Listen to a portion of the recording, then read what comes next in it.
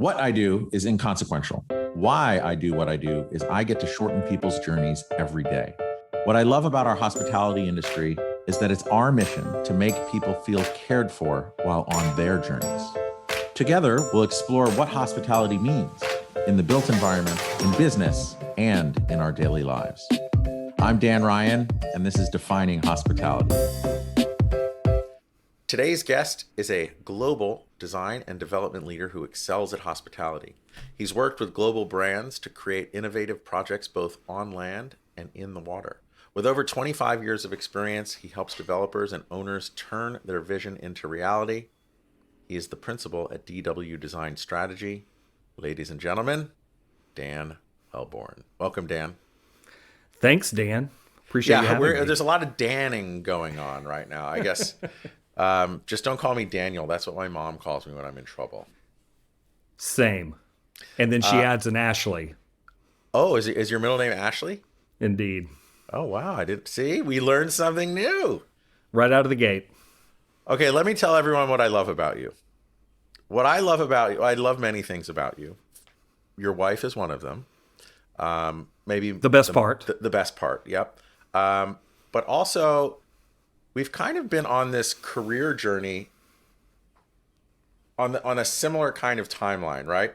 And I've seen you grow and try a lot of different things and go a lot of different places and pick up a lot of different experience.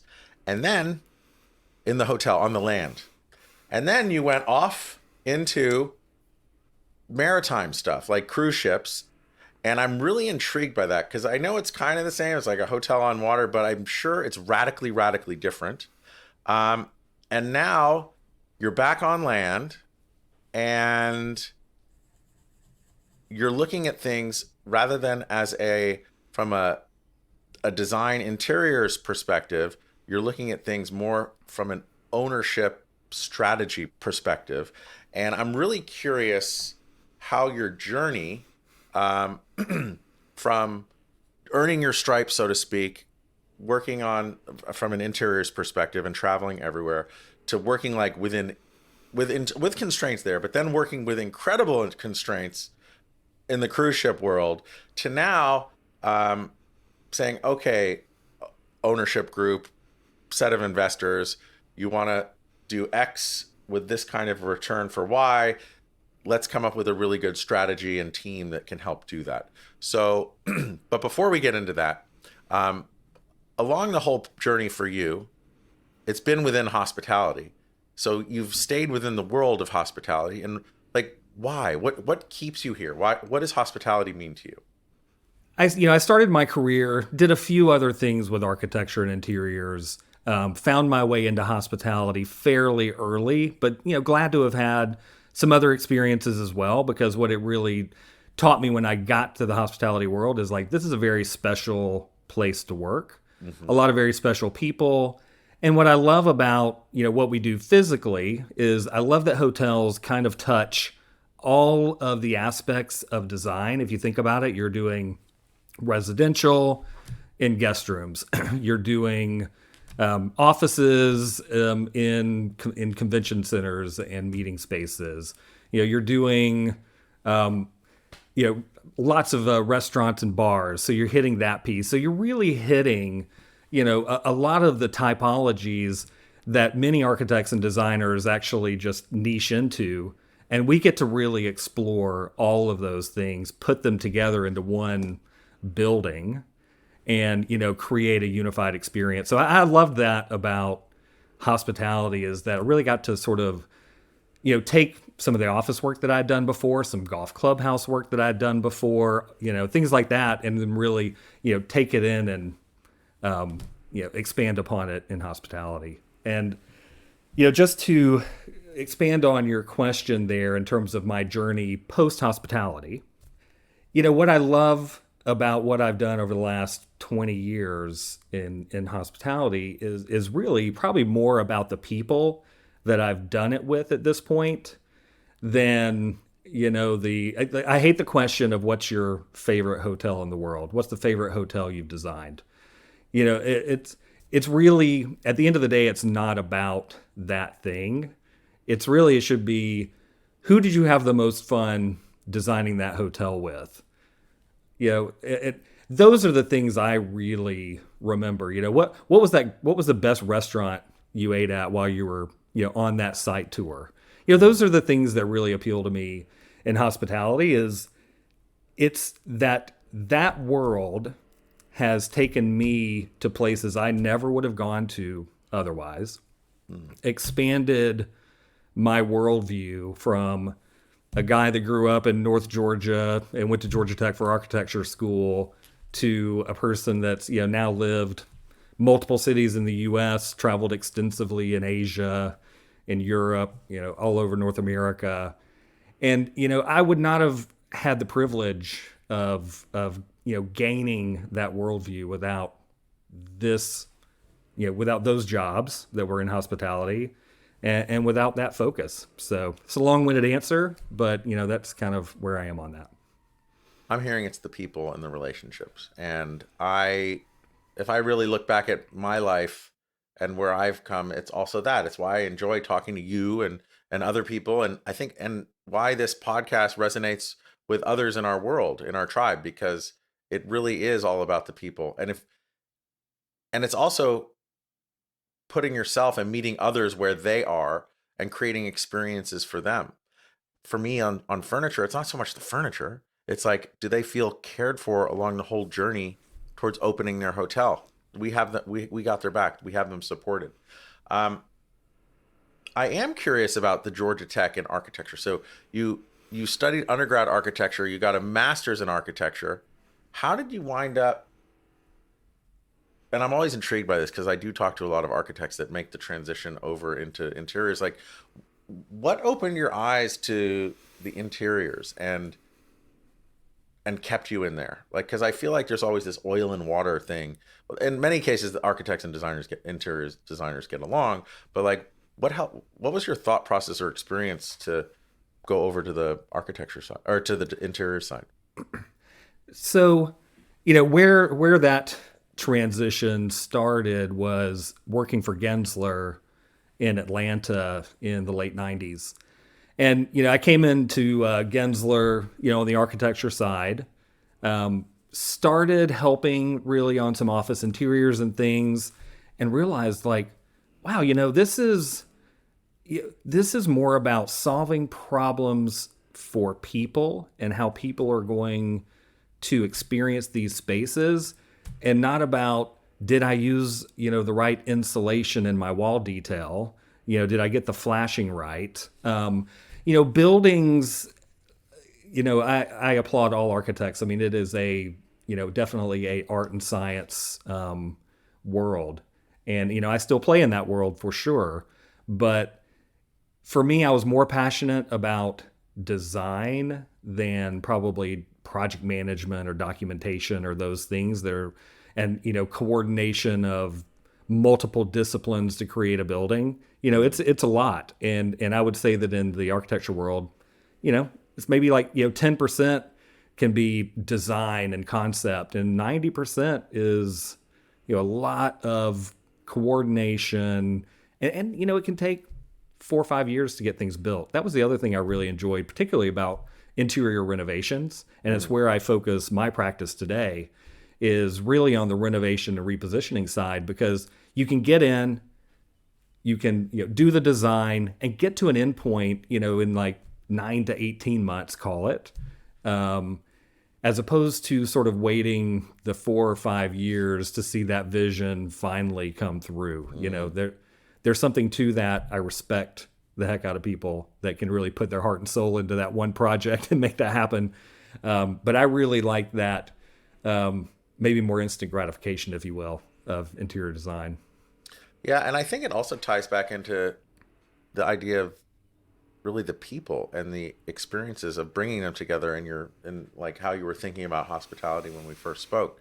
Yeah, I'm just always intrigued by pulling on that. And I also, you know, talking about, oh, what's your favorite hotel or everything else. The other one that bugs me too is like, what trends do you see? I don't know how to answer that. It seems like that's the question that's always asked everywhere. Like, what trends? I guess it's a valid question, but for some reason it just irks me. Yeah. Well, how about give me the definition of timeless design? Yeah, I I guess you wouldn't notice it, right? It's just there. That's your Exactly. answer. It's been around long enough that people don't notice it anymore. Yes, exactly. I want to get into your slight sojourn into maritime and cruises. Specifically, go with that idea of constraints. All projects have constraints. What was like the most surprising constraint that you encountered in working with cruise ships? Probably not surprising, but the biggest constraint tends to be weight. As I everything. wouldn't have thought of weight. I would have thought of just like ship frame or I don't know, or just the structure of the ship and working within that. But keep going on the weight thing. I'm intrigued. No, it's fascinating. So you have a whole different set of material manufacturers that really focus, on shipbuilding. And, one of the primary materials, that kind of surprised me was this, stone look that was literally just like a sliver of stone sitting on a foil kind of aluminum backing to keep as much weight out of it, but to give it some rigidity so that the stone stayed in place. Yeah, and it was just always like, how much is that going to weigh? Or it's also, the naval architects in terms of balancing that ship, like where do the rooms go? Where do all these heavy things go? I mean, it is one of the most complicated sort of engineering feats that I've ever sort of been a part of. And I mean, it's literally building a city on water. I mean, the things that you don't think about when you're doing regular buildings. I mean, these ships have, their own full electrical power plants, right? They have, all the mechanisms for dealing with waste and everything else. And, those things aren't that different when it gets to where we're working with them. Yes, you've got a drain, you've got a toilet, things like that. But the processes to deal with it are incredible. And some of these ships, Royal Caribbean just launched Icon of the Seas, and that ship holds, don't quote me on this, but close to 10,000 people between crew and passengers. And I mean, that's a city. That's bigger than the city I grew up in. Yeah, totally. And it has to deal with what Mother Nature throws at her as well, right? And that's, yeah, absolutely. And they have such sophisticated weather monitoring within those companies that they're mostly able to just avoid that kind of weather. They take those, if there's a hurricane coming into port in Miami, those ships are out and going somewhere else. Yeah, I mean, you got to protect those investments too. I mean, I don't know, how much does it cost to build a ship like one of these new ships? I mean, the biggest ones can be $2 billion with a B. Wow, that's wild. Okay, so back to your journey. Architecture, interiors at Gettys for 16 years. You're off to Royal Caribbean doing cruise ship. But now, dealing with a different set of constraints, you're working with ownership groups to help them. And as you said earlier, just focusing, and you prefer interiors and thinking about repositioning and interior renovation. How did you make that jump? And what are the constraints, or what's exciting you the most about this new journey you're on? Well, the journey was unplanned, as many journeys are. So, I was loving what I was doing with Royal Caribbean, and due to COVID, it was cut mightily short. But in that short time, what I learned there was invaluable, and But that's a being constraint that COVID put on you too, right? So it helped you no find the doubt, next step, right? no doubt, yeah, for sure. And what I saw in working with Royal Caribbean, and the reason that I went from Gettys to Royal Caribbean was, I very much enjoyed all of my time at Gettys. That's where I really cut my teeth in the world. And, I would have never left there to go to another design firm. It was really the exploration of, owner and brand, which, Royal Caribbean, there aren't a lot of entities that are both, right? That own, they're their brand, they do their own design, everything's there. So that was intriguing to me. So after having that experience, coming out of that during COVID with a bit of time on my hands to think about what was next, certainly thought about, are there design firms that I'd be interested in going back to?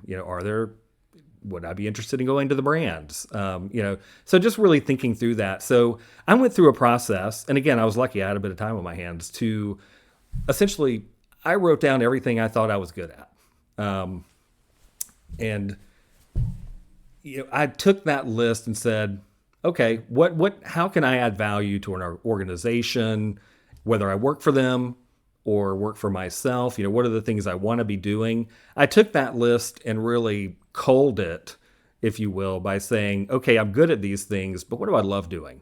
Yes. Everyone listening to this right now, if you get a piece of paper and just draw a line down it and say, what are you really good at on one side and what do you really enjoy doing on the right side? It's a very instructive exercise.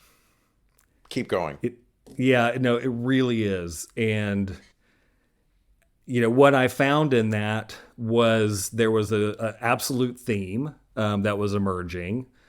It was not surprising to me once I had gone through the exercise, but it wasn't where my head was at the beginning, right? So it was very instructive. And, so I made sort of two key decisions. One was, do I want to create a company with employees, or do I want to, try this on my own? And the decision was, let's create something that I can do on my own for now. That I'm not, trying to be overly broad in the offering.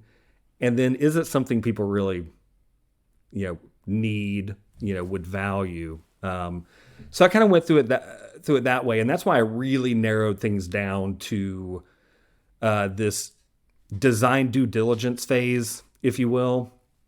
A lot of what I did as a principal at the Gettys group was meet with owners, tour their hotels as part of a business development process. A lot of times, you're going in and you're saying, okay, here are the things I think we can help you with. Here are, the things that, can add value, that you can create something both beautiful, but, there's a return on investment for you. Because, Roger Hill, CEO of Gettys, really taught all of us there, that great design was table stakes for the firm, but doing it with an owner's perspective and creating value for ownership at the end of the day is the real secret sauce there. And I think that that's absolutely right. We, as designers, we can all make beautiful things, but if they don't make financial sense, if they don't add value to the property, but also add value to people's lives who are coming, back to those properties. That's why people come back. They appreciate great design. Thankfully, that's another thing I love about hospitality is, great design is part of the brand strategy and ownership strategy to attract guests. So we're very lucky that, great design has to happen. But you've got to spend those dollars in the right place. And that's the real magic. And that's what I help my clients with is, looking at the asset before they've engaged a designer, before, they've written their RFP and said, the planning at the very beginning is critical to a project's success. Mm-hmm. I mean, that should probably go without saying, but it doesn't happen as much as it should. Too many times an owner, has their property, they're like, you know what, we need to do a renovation here. The brand wants us to do a renovation. Here's the PIP. We should just follow this and do these other things and, let's go. Somebody hire a designer, without really taking that property improvement plan and saying, are these all the right things? Maybe there's a couple of things we should be trading out with the brand. Like maybe we should do more in the public area, a little less over here. Yeah, okay, boom. Then what are the other things that we can do to add value? Now let's create a program that's really tight that we can send to designers, the right designers that we know can help us with this.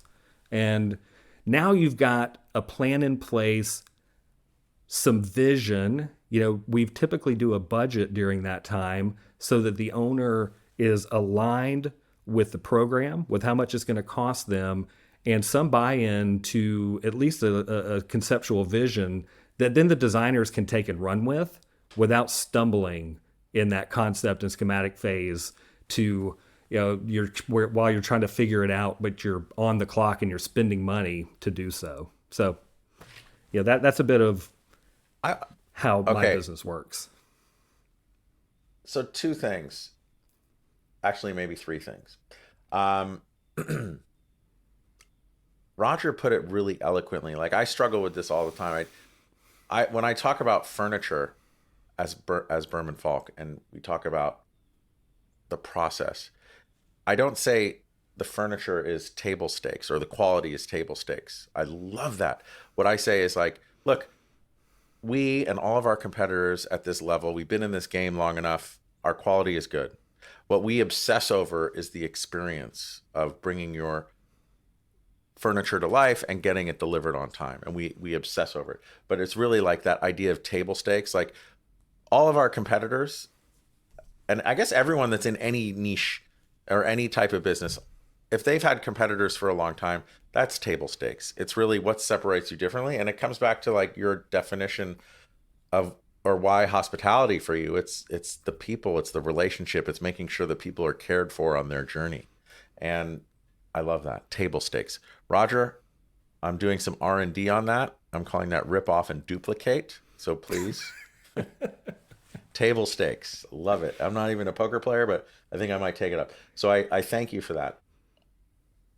In going through that exercise of finding what you enjoy, like what you're good at and what you enjoy, did you just come up with that? Like, I think it's a really great exercise for everyone to go through, but like, how did you find that tool?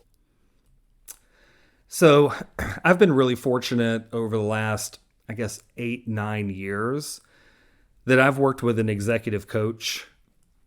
His name's Art Wilde. He's great. I met him through Gettys and have continued to work with him, from there, into Royal Caribbean and then into building this business and continue to do so now. And, whether it's an executive coach or a trusted mentor or, just peers, asking that advice, asking for, hey, here's what I'm doing. Do you have any ideas? But of course, an executive coach has those tools for you. They that's what they do. Well, it's like a trainer at a gym, right? 100%. If you can go to the gym and do all that, or if you're an athlete, you can get better just by practicing and playing tennis. But if you bring on a pro or a real expert, they have all these tools and tricks that help shorten your journey. Art Wilde. Okay, keep going. I mean, great name too. It's a great name. So yeah, and I on that note, what Art helped me with, it definitely is a journey with him. The very first bit with him was him teasing out of me what was my business persona, if you will, like who was I in business, and naming that, like what are the things that you're great at, what are the things that are holding you back, and then kind of creating a persona around that, like this is who you are today. It's gotten you this far. Was the persona's name Daniel or was it Dan? Well, it's probably Art would say Daniel because we've had to punish him.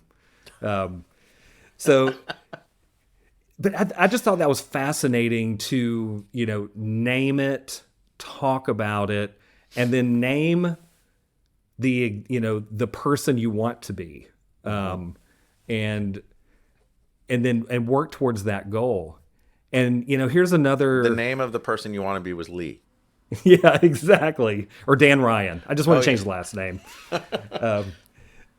So the one big takeaway too that, I'll share with you was this idea of, my executive coach helping me with my life sphere. And we defined the life sphere, as work and family and personal relationships and, self-enriching hobbies, etc. So when we evaluate decisions together, whether it's something in the business or, the next, thing to tackle, we always look at it through that lens. Like, does it hit all of these life sphere goals? So take, for example, like I'll say, hey, Art, should I spend $3,000 to go to this conference? It's like, well, are you going to get something out? Hey, I'm going to see my friends. Check. I'm going to I'm going to learn something. Check. It's good for my business. Check. So it's checking the life sphere. It's not just saying, oh, I'm going to go and meet a bunch of people who are going to help make me rich. And Lee could use a break from you out of the house. Check. check. So your sphere is complete. Exactly. And those things have been really helpful. That's just a couple of tidbits, that I've learned, through having an executive coach. Would totally recommend it, whether it's somebody you pay or somebody that's just a great mentor. Yeah, I think I equate that to just being aware of your 360-degree self, like a sphere. I love the sphere. And a lot of people don't invest in that. And really, if you read any of the books from all the big self-help, personal development books, or even just, listening to Warren Buffett talk, is like, always pay yourself first. And the pay yourself first, it's not necessarily monetarily. It's like, how do you go through these exercises and then think about yourself and think about vision of where you want to be? And it's a really cool exercise. I remember, I don't know if I shared this with you, but business was really, really tough in 2019. I wound down my company. It was really tough. And before all of that happened, about a year before, I went through this group of entrepreneurs. We did these vision boards, right? And Alexa and I did a vision board exercise after doing that one, and I made it. And then I think I put it, we were living in New York, so I made this vision board. I put it under my mattress, between my mattress and box spring, because I didn't know where else it would fit in our apartment. And I remember, like, in the deepest dark part of like that whole experience, I was like, this is never going to work. I was like down on the ground looking for something. I saw it and I was like, this is not going to happen. And I tore it up. I was like, wow. And, dramatic. It was very dramatic. I was very upset. And then, I don't know, like 2 or 3 years later, I was meeting up with that group of entrepreneurs again, who we focus on life or personal, family, business. And they're like, yeah, let's look at those vision boards we did. And I pulled it up on my phone, and I'd moved to Connecticut. Like, we have a yard and dogs and a barn and like these particular chairs we got like at a like an estate sale, and all these other things. And I finally had my beehives. Anyway, I was like, oh, I tore it up, but I took a picture. It's in my Evernote. So I pulled up the picture, and I was like, holy shit. My life became what was on that vision board. And it was all because of that exercise. Even though I was like, oh, this is never going to happen. Like, if you go through those exercises, everyone listening, and you really think about it and see where you want to be in 10 years, it might be wrong. It's okay to just have fun with it, but it becomes almost like a North Star. And whether you realize it or not, you kind of pull yourself in that direction. Yeah, absolutely. That kind of resonates moving with me. It's where we started. I met Lee in college. We got married right after. We've moved to Philadelphia, to Chicago, to Southern California, to Miami. We've kind of lived all over. We've had this amazing journey. And there's something really interesting about landing back where you started that journey. And it's almost like the places you remember as a kid, when you come back, they look smaller. Yes. It's like just thinking about that journey through, it's like we've come, and look, the journey is not over. I'm not saying we've come back to Atlanta retiring and we're done, but it's a really interesting point to sort of reflect and say, wow, you know what? We did this. We've done, we've done a lot of interesting things. Here's where we started, and we're coming back these way more complete people. Well, and yeah, and it's really putting in the time to think about the self and that sphere. I like the sphere because it's kind of like a spaceship going in one direction. You gotta plot the course. So as a budding entrepreneur, right? How long has it been now? 2, 3 years? About 3 years, yes. 3 years. So what are your biggest learnings? The biggest learning for me is, particularly as a sole proprietor, is that every day I'm selling me. And, every interaction that I have, whether it's, with the CEO of a major company, to, the analyst that's working there or the contractor out in the field, every single one of those interactions is important. And I have to really, bring it for all of those things, because at the end of the day, I'm not selling a product. I'm not selling, I'm selling me and the expertise that I bring. But frankly, a lot of people know the things I know. It's about how you deploy it, how you make people feel in the process. And I think how you tie things together, if you will. I mean, really, I see myself, just kind of expanding here, but I see myself as really a facilitator in a lot of ways. Where I sit in the process, there are a lot of unknowns. There are a lot of people that kind of need to be brought into the picture to weigh in. And I often find myself as kind of the key facilitator of those conversations, the translator of design and construction things for a lot of folks that don't speak that language, to get that in front of then architects and designers that can execute on it. But, at the front end, it's valuable when you're sitting in a room of, financial folks mostly, which is who our clients are, to really help them with that. So anyway, I see that as a huge learning for me as well, is just how to learn to collaborate, facilitate, speak their language, understand their business enough that I can then translate that into design speak. So in those 3 years, you're midstream in a bunch of projects. Have you completed projects? I have. Yeah, I've completed a few projects. Some interesting things too, so what's been fascinating. Before you get there, Okay. where I was intrigued, because I want to go back to, as an architect, it could take 5 to 10 years to do start to finish.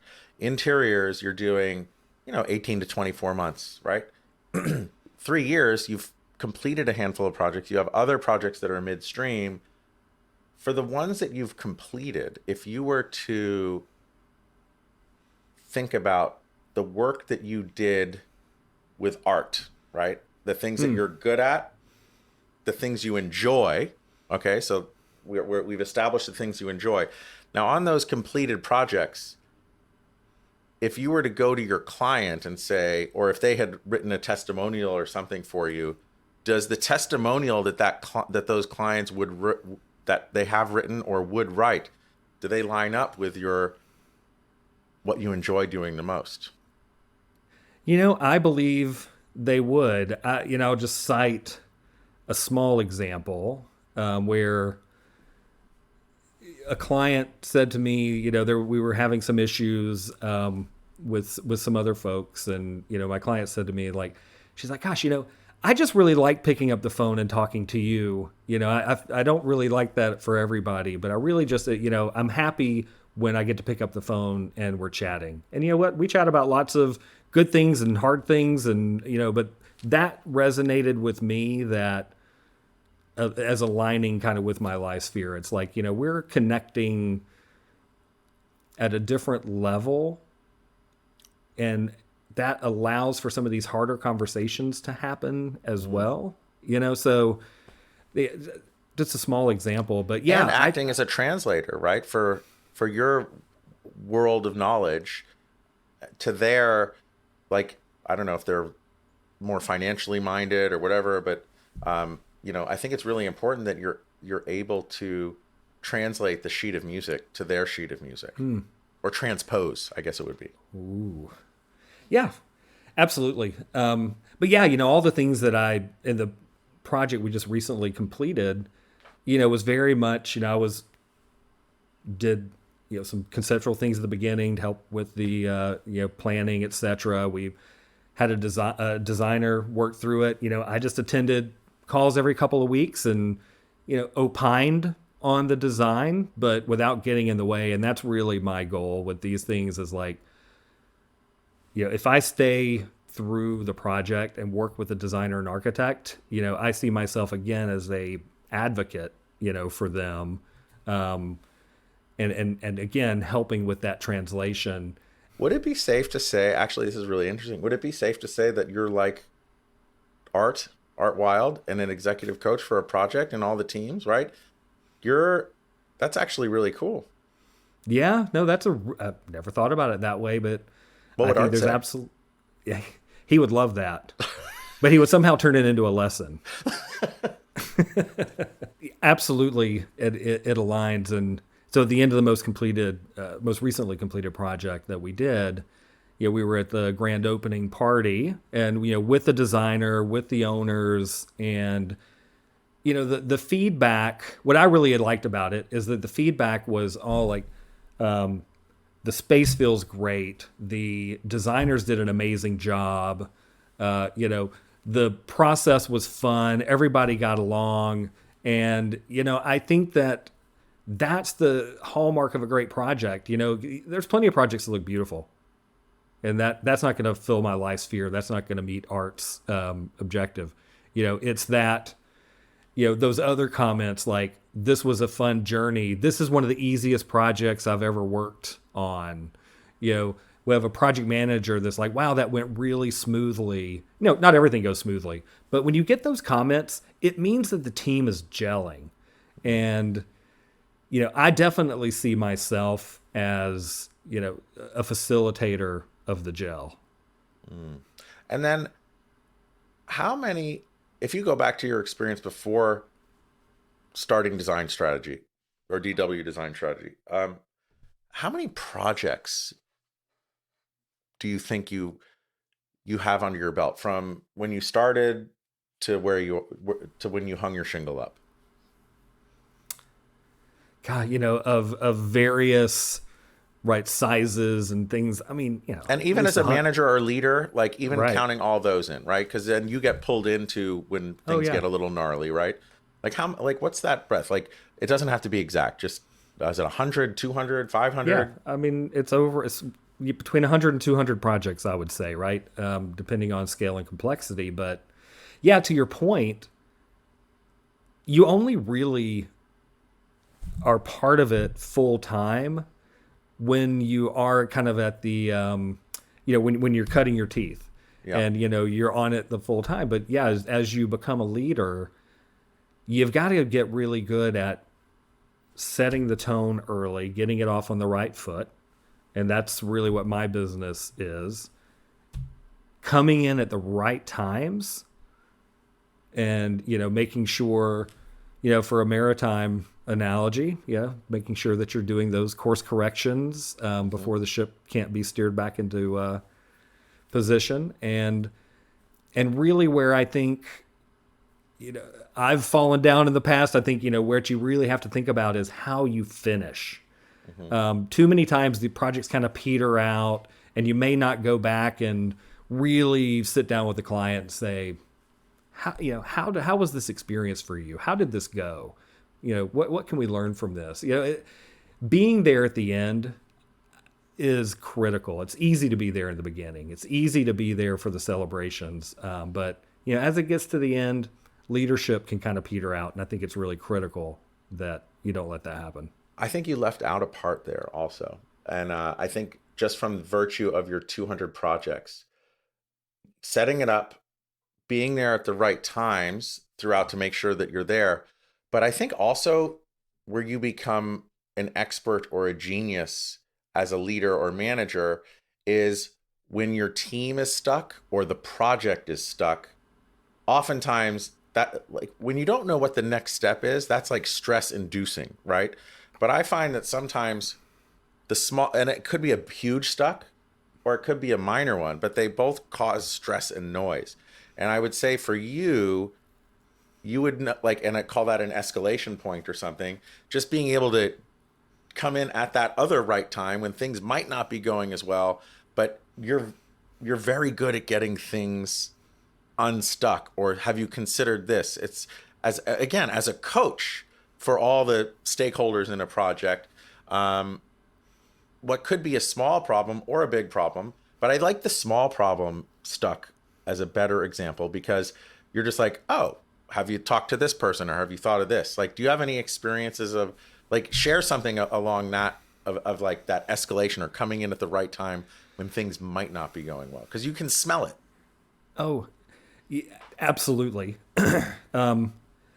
And to your point, I mean, I think some of it's hard to pinpoint, right? I mean, you just know it's the right thing to do, but it really helps folks. Kind of a bigger thing, I got brought in on a project that, the group was stuck in schematic design, struggling to get approval. So in this case, I was a new face, coming in to take with a fresh set of eyes. Mm-hmm. And, so did that. But instead of just taking it back into my office, right, and saying, well, here's what I would have done, it's getting the right people on the phone. Hey, what's the history here? What's your perspective on this? And then lining up, doing some thinking, but then bringing everybody back for a bit of a workshop, for a work session on that. And let's talk about it. It's like, okay, here's what I've heard from you guys. I think there's some really great things that have happened here. Sounds like we're stuck here. How do we move this forward? It's really just about, getting people talking again, and sometimes being a fresh set of eyes can really help that. But to your point, if it's an existing team and you're trying to get unstuck on things, I always think that a workshop approach is always a good one. When you get stuck, to say, let's just pull out a pad or a whiteboard and let's just jot some things down. Let's get this out of our head. Because a lot of times when you get stuck is that you've gotten stuck in your head, or you just need to like suck some things out and put them up on the board and think about it in a fresh way. So part of what I do is also workshop facilitation for folks. And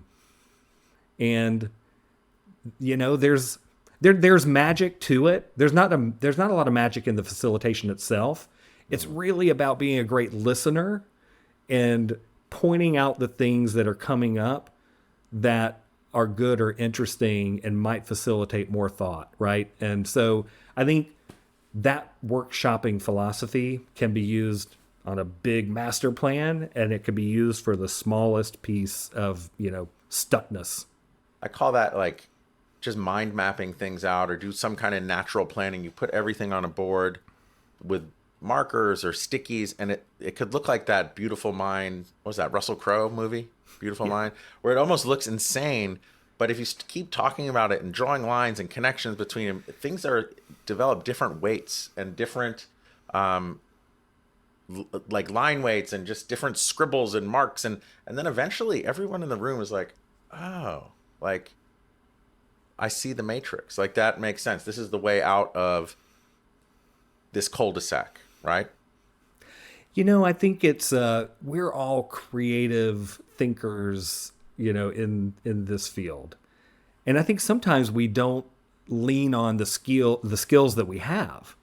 Like visually working your way out of a problem that you don't necessarily think is a visual problem. Like you wouldn't try to solve your planning problem by going to a spreadsheet. You're going to like draw your way out of it. So I think that for creatives particularly, getting it out, getting some visual things going can just help, get the right gears moving. But it's also another. I love all these reminders you're giving me, because there are those times where you're stuck on something, and you do whip out a spreadsheet or a bulleted document, or like a bulleted list, or a outline, and it's like, I bet you I could get to the answer quicker if I used my pencil or pen and just some white paper, because again, like all that noodling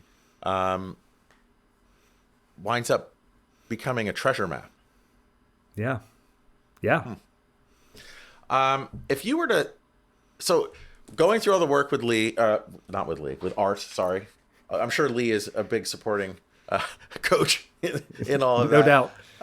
Probably the most important one. But as you've gone through all that and you've thought about what you're good at, what you enjoy doing, and then we were talking about those testimonials, like if they were to write a testimonial and they would line up. In your mind, like, what is the best type of client for you? What is the best type of project for you? Like, where does that Venn diagram of client, superpower, and project type line up?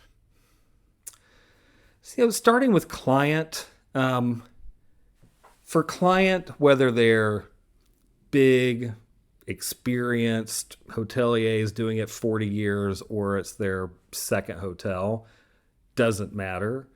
To me, the right client is one that is willing to collaborate and doesn't come to the table with kind of preconceived notions of where things need to go. So somebody that can have a conversation and is a bit open to solutions. Sometimes I'd enjoy a client who hasn't done a lot of hotels because it's fun to help teach them, but it's also nice to work with a really experienced hotelier who knows what they want, and then you can push the boundaries. So, that to me, size and experience is not as critical as openness. In terms of projects, to me, the more constraints and the more complicated, the better.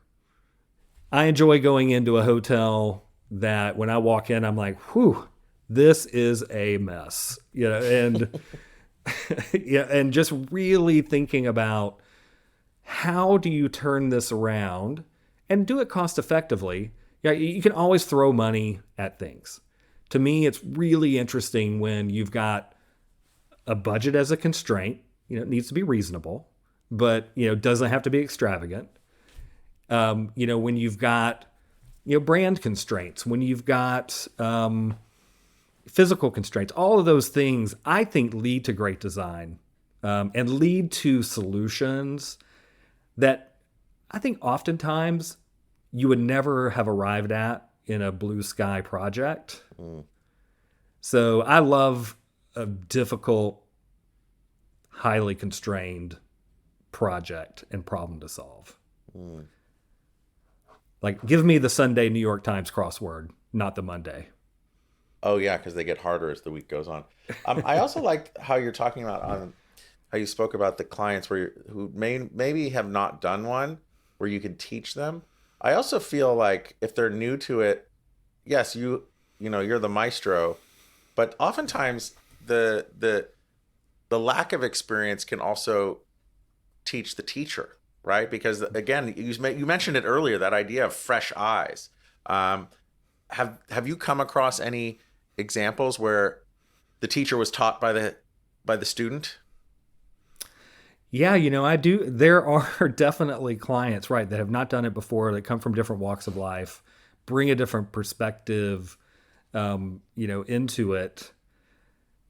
Yeah, I can't think of an example solid right now, but definitely know that the conversations that come out of working with those clients definitely force you into a different decision-making matrix, if you will, because you've got to, like, they're asking questions that are really intelligent, but because they don't, have a basis, right? So I think you definitely have to approach it a bit differently, and you have, I think you learn from having to really be on your toes with, answering those questions to some that you don't speak their language. You're in translation mode, right?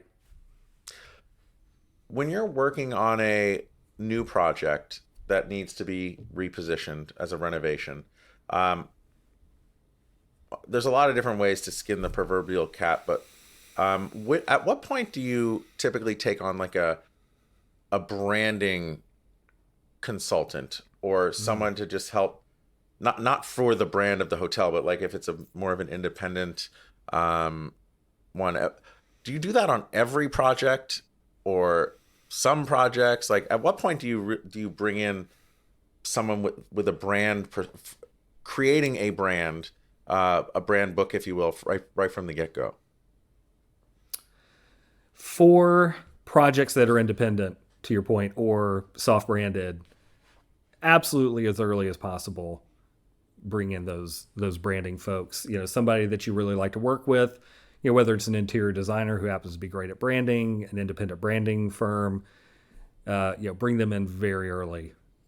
For projects that might be a more traditional brand, many times you can absolutely lean on that brand and their standards. But I always would recommend in the F&B side of things to, if engage with a branding agency, because that's where you want to differentiate. That's where I think traditionally branded hotels can lose some oomph, is, if their food and beverage program isn't excellent and it just sort of feels like the rest of the hotel, you've missed something. So, I think that there's, 100% bring in those branding folks early when you are creating a story, and you have to create a name, you have to create experience mapping, etc. Bring them in early. But you have to evaluate it, I think, on a brand by brand, case by case basis. I also forgot that you were a teacher at one point, or a professor. That's right. How did that come around? So I was living in Philadelphia and was working for a kind of mid-sized architecture firm doing both architecture and interiors. In fact, that's probably where I made the final transition, is like I was the liaison between the two departments. So I worked in both departments. But anyway, I was coming up and I was looking for a little more challenge, not traveling the way we tend to travel in hospitality. So got hooked up with Philadelphia University, which is now Thomas Jefferson University, in their interior design program. Taught for a couple of years, and that experience was invaluable. If clients can smell your bullshit, but nobody can smell your bullshit like a bunch of 18 to 21-year-olds in design school. So unless you have to have a clear understanding of your design perspective, you cannot come in and fake it. You have to know, you have a conviction for what you're teaching and why. And, so it's probably some of the best training that I had. I certainly learned a lot more than my students. I'll guarantee you that. Oh my God. So then that's the example of really the teacher learning from the student, literally. Absolutely. I mean, I would fret over going in there. I'd be like, okay, I have to teach, X tonight. We're doing a restaurant. So what is my opinion about restaurants? Where do I really stand on this? Have I really thought through it that much? Could I design one? Yeah. Can I tell somebody how to start thinking about it, and, the areas they should focus in, and what, you really just, you have to think about it differently. Doing is very different than teaching. Knowing how to, having experience doing both is invaluable. Okay, 3 years in, working on some exciting stuff. growing your book of business, still a sole proprietor. As you're looking forward, like what's exciting you about what you see medium term and long term for you? Well, what's exciting at this point, 3 years in, is that I've proven to myself that there's a viable business here. I've been busy, worked with multiple clients. So it's exciting to sort of have that chapter sort of behind me. So looking forward, Proof of concept, check. check.